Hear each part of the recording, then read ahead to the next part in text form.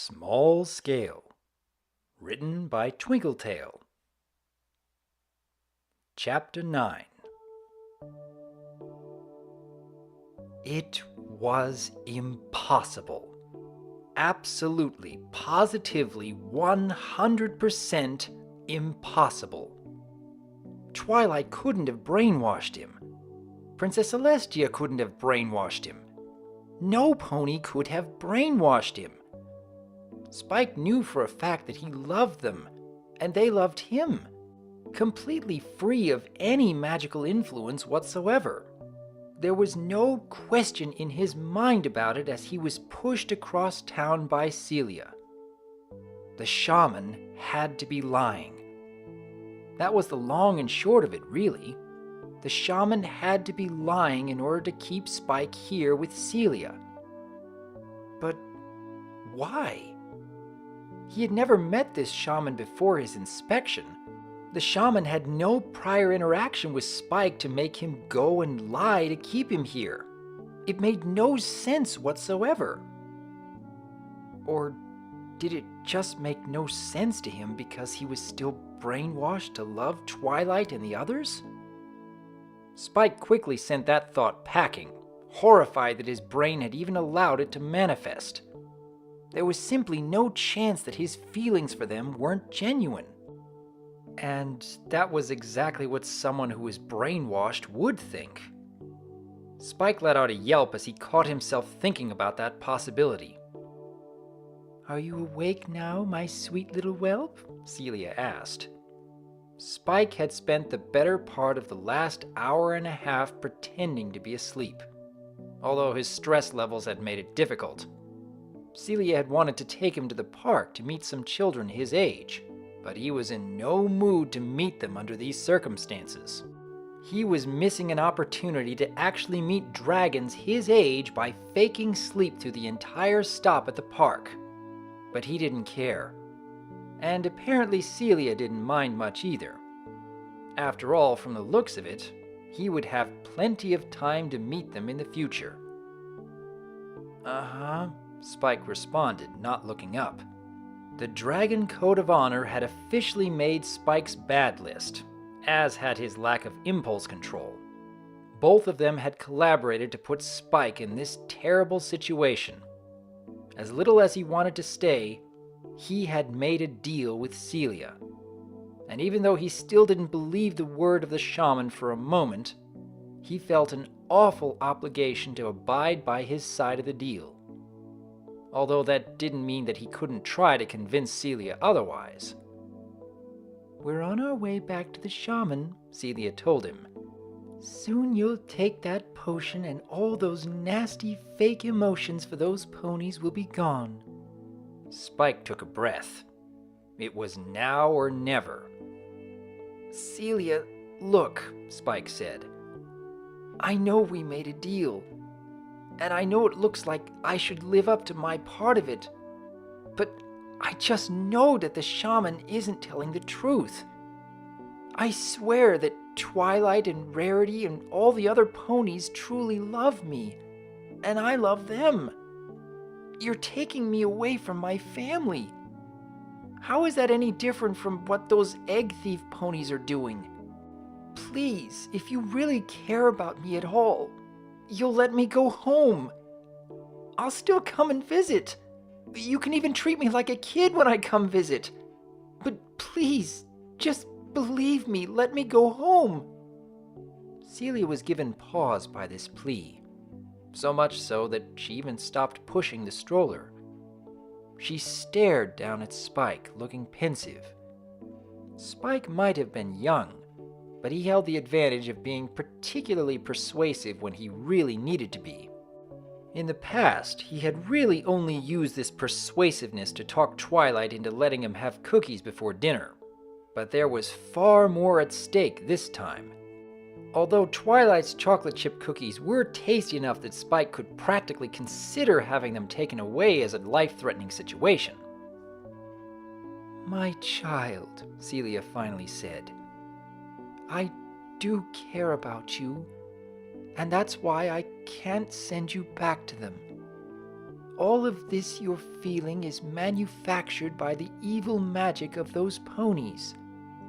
The shaman is trusted by the community to be truthful and forthright. He would never lie to us, especially in an event of such importance. And it hurts that you would compare me to those despicable egg thieves." Spike bit his lip. Just because he wanted to go home didn't mean that he didn't care for Celia in some fashion. "I didn't mean to hurt you," Spike said. "I like you. Honestly, if I didn't have a family to go back to, I'd be happy to stay and be your whelp.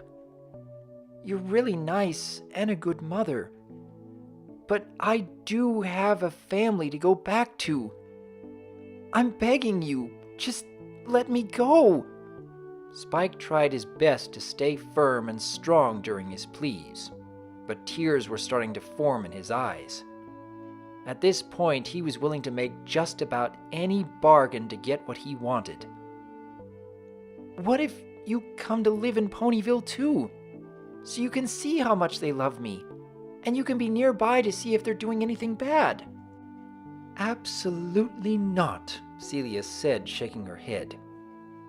"I refuse to live around those who would harm us dragons so." "You're like 1,000,000 times bigger than them," Spike shouted desperately.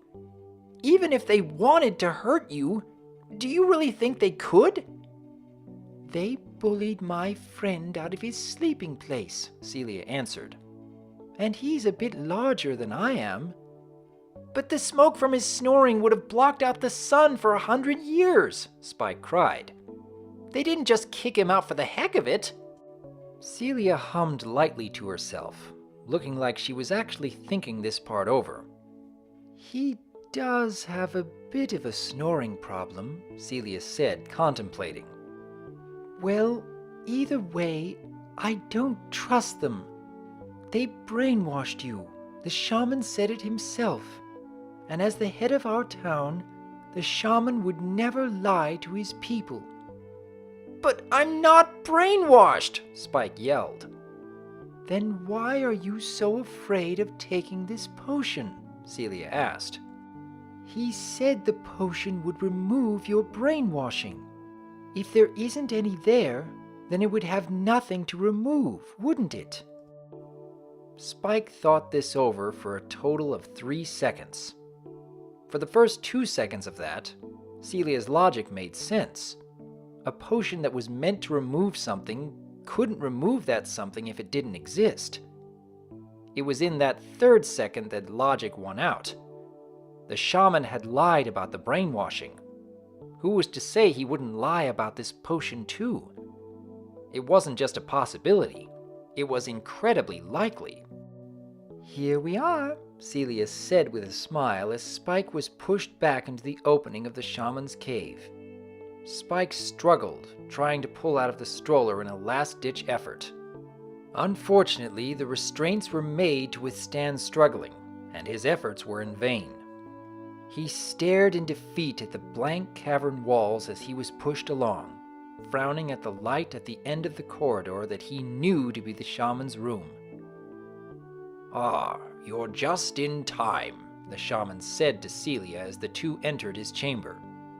"I can tell how much you care for this whelp and his safety." "I do," Celia said. "I really do."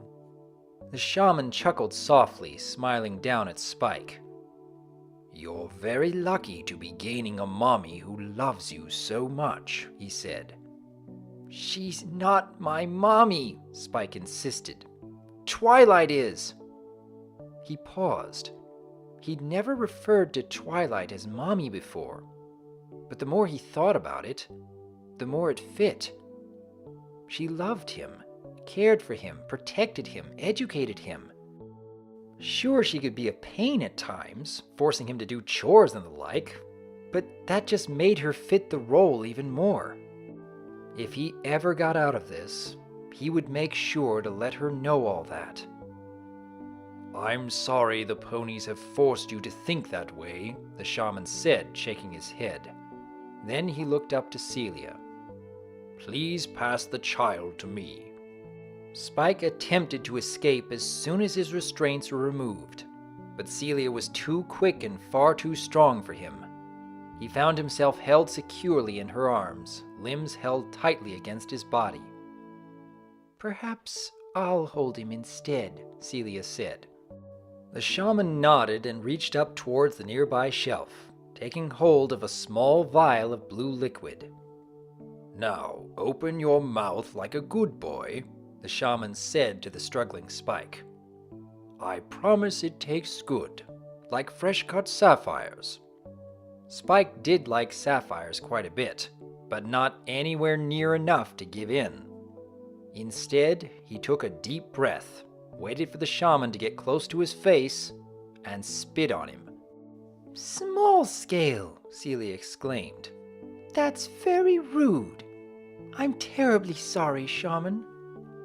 No need for apologies, the shaman responded, wiping his face clean. A child like him doesn't know any better. One claw came out and pinched either side of Spike's mouth, forcing his lips open.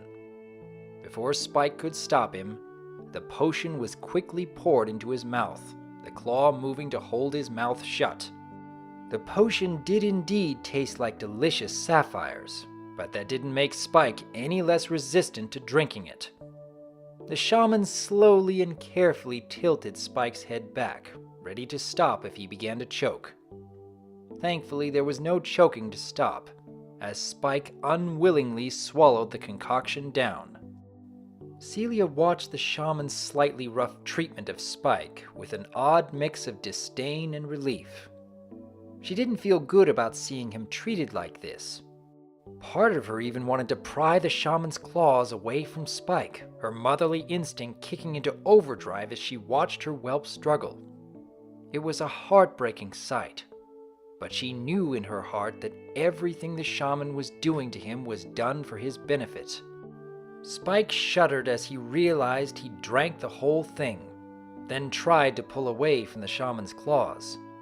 This proved to be easier than expected, as the shaman seemed to have no interest in restraining him any longer now that he had drank the potion down. He wanted to gag himself, try to cough the potion up, but Celia still held his arms tightly. The potion felt warm in his stomach, and he could feel his arms and legs warming up a bit from it as well. Then a weird feeling came over him. As he glared up at Celia, her warm smile began to get to him. Something about that smile warmed his heart. Why did it warm his heart? He tried to look away and focus on something else, but found that somewhat hard. His pony friends sprung to mind, and he tried to focus on thinking about them. But one by one, their faces started to fade. He desperately tried to grasp at them, but each one seemed to just wink out of existence.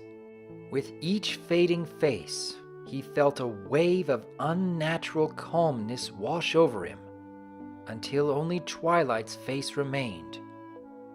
By this point, he had been mostly placated, but the fight in his mind and body kicked up once again, trying desperately to keep her from disappearing too. Try as he might, though, the effects of the potion were too potent. A tear came to Spike's eye as Twilight's face vanished from his mind. All that was left was the face of the dragoness above him. Is he okay? Celia asked, looking at Spike with worry. His initial struggles had troubled her, but his current utter calmness was almost more worrying. He is more than okay, the shaman said. Why don't you ask him yourself? Celia looked down at the whelp in her arms. He stared up at her in response, his expression blank. Are you okay, Small Scale? Celia asked. Uh-huh, he responded, a bit groggily. I'm okay. That's a relief, Celia said. Then she tilted her head. Do you still want to go back to the ponies?" "No!" Spike exclaimed. "Don't send me to the bad ponies! I want to stay here with you, Mommy!" Celia beamed as she lifted Spike, lifted Small Scale up to her face, giving him a kiss on the forehead. It certainly felt like he had accepted her rather quickly, but that didn't matter to her now. She finally had her sweet little whelp.